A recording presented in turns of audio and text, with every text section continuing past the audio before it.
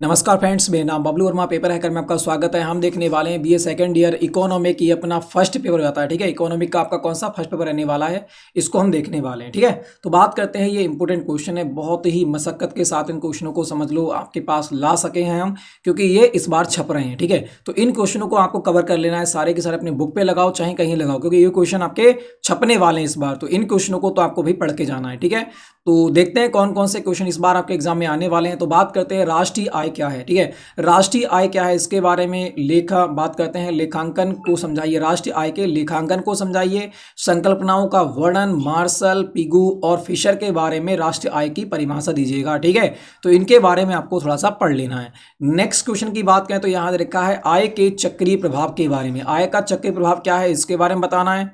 ये आपको मैं थ्योरिकल पढ़ाऊंगा बहुत अच्छी प्रकार से। अभी मैंने बहुत पुरानी वीडियो हैं, उनको पढ़ भी सकते हो आप। ठीक है, वो आपको थोड़े से अलग अलग क्वेश्चनों के टाइप में मिल जाएंगे, क्योंकि इस बार ये क्वेश्चन अलग थोड़े छप रहे हैं, मगर क्वेश्चन वही है घुमा फिरा कर देखा जाए तो। ठीक है, तो आप उसको पढ़ सकते हो। प्लेलिस्ट में आपके सारा के सारा डाल रखा है, वहाँ आपके व्याख्या इसके बारे में पूरा थ्योरिकल आप पढ़ सकते हो। ठीक है, तो आय के चक्रीय प्रभाव के बारे में तथा किन्स के रोजगार सिद्धांत जो है उसके बारे में आपको थोड़ा सा पढ़ कर जाना है। तो बात करते हैं व्यापार चक्र को समझाइए। जो व्यापार चक्र है उसको समझाना है, इसके सिद्धांत और मुद्रा के परिणाम के सिद्धांत आपको देखना है। ठीक है, अगले बात करेंगे तो यहां लिखा है मुद्रा प्रसार के बारे में। मुद्रा प्रसार क्या है, मुद्रा संकुचन क्या है, इसके कारण और उपाय, इनमें अंतर पूछ लेता है। तो मुद्रा प्रसार और मुद्रा संकुचन, इसके कारण और उपाय के बारे में अच्छी प्रकार से पढ़ना है। ठीक है, जो कि अंतर भी आप निकाल सको। अगले बात करें, नेक्स्ट क्वेश्चन लिखा है फिलिप्स चक्र क्या होता है। ठीक है, फिलिप्स चक्र के बारे में अच्छे प्रकार से पढ़ना है।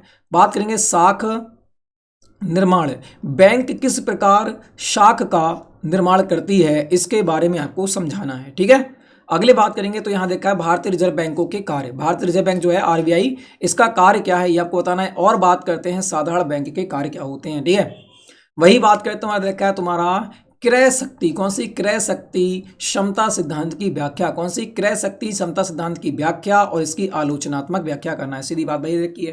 तो बात करते हैं अंतर्राष्ट्रीय मुद्रा कोष के उद्देश्य और कार्य बताना है। अंतर्राष्ट्रीय मुद्रा कोष, उसके कार्य बताना है। ठीक है, इसके बारे में आपको समझा देना है। इन सब के बारे में हम पढ़ चुके हैं और जल्द ही आपकी 2024 वालों के लिए मैं क्लास स्टार्ट कर रहा हूं। तो बात करते हैं भारत विश्व बैंक से किस सीमा तक लाभान्वित हुआ है। भारत विश्व बैंक की बात करेंगे, ठीक है, तो उससे किस हद तक वह क्या हुआ है, पर लाभान्वित हुआ है, इसके बारे में बताना है। इसके कार्य, विश्व बैंक के क्या कार्य हैं, इसकी सफलताएं, इसकी आलोचनाएं क्या हैं, इसकी कमियां क्या हैं, इसके दोष क्या हैं, इसके लाभ क्या हैं, इनके बारे में भी आपको थोड़ा सा लिख देना है। ठीक है, बात करते हैं तुम्हारा नेक्स्ट क्वेश्चन की। तो रखा है तुम्हारा विनिमय नियंत्रण क्या होता है। जो विनिमय नियंत्रण है इसके बारे में समझाना है और इसके उद्देश्य क्या होते हैं नेशनल के अनुसार, हमारे भारत के राष्ट्र के अनुसार। तो इसके बारे में, इसकी भूमिका क्या है, आपको अच्छी प्रकार से समझाना है। नेक्स्ट की बात करें, ये इंपोर्टेंट है, कुल राष्ट्रपति जीएनपी, और बात करेंगे शुद्ध राष्ट्रपति एनएनपी। इनके बारे में आपको अच्छी प्रकार से पढ़ना है, क्योंकि ये क्वेश्चन भैया जी कंपटीशन बनते हैं और यहाँ पर बनते हैं। ठीक है, चलो अगले देखा जाए तो यहाँ देखा है मुद्रा का चलन वेग। जो मुद्रा का चलन वेग है उसके बारे में देखना है, और बैंक की परिभाषा के बारे में। ठीक है, बैंक की क्या परिभाषा है इसके बारे में पढ़ना है आपके लिए। बात करते हैं मांग जनित, कौन है,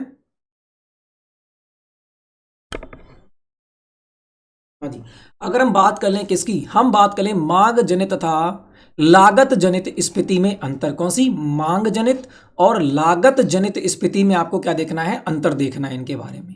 वही बात करें आधुनिक व्यापार बैंक, कौन सी, आधुनिक व्यापारिक बैंक के बारे में, और आधुनिक अर्थव्यवस्था में बैंकों का क्या महत्व है इसके बारे में पढ़ना है। आधुनिक व्यापारिक बैंक के बारे में और आधुनिक अर्थव्यवस्था में बैंकों का क्या महत्व है इसके बारे में बहुत ही अच्छी प्रकार से समझना है। ठीक है, और क्लास से जल्दी मैं स्टार्ट कर रहा हूँ सारी के साथ, जैसे आपके इंपोर्टेंट क्वेश्चन बनते हैं उसके बाद में आपकी क्लास से स्टार्ट हो जाएंगी। बात करते हैं स्वर्ण बिंदु, जो 24 वाले हैं, 2024 वालों के लिए क्लास आपकी जल्दी स्टार्ट होने वाली है। तो स्वर्ण बिंदु से आप क्या, स्वर्ण बिंदु जो है, जो स्वर्ण बिंदु, उससे क्या अभिप्राय है, इसको आपको अच्छी प्रकार से देख लेना है। ठीक है, और बात करते हैं विनिमय दर और अंतरराष्ट्रीय मुद्रा कोष के बारे में आपको अच्छी प्रकार से पढ़ना है। ये वेरी इजी क्वेश्चन है, बस थोड़े समझने में थोड़ा सा हेरी फेरी हो सकती है इनमें।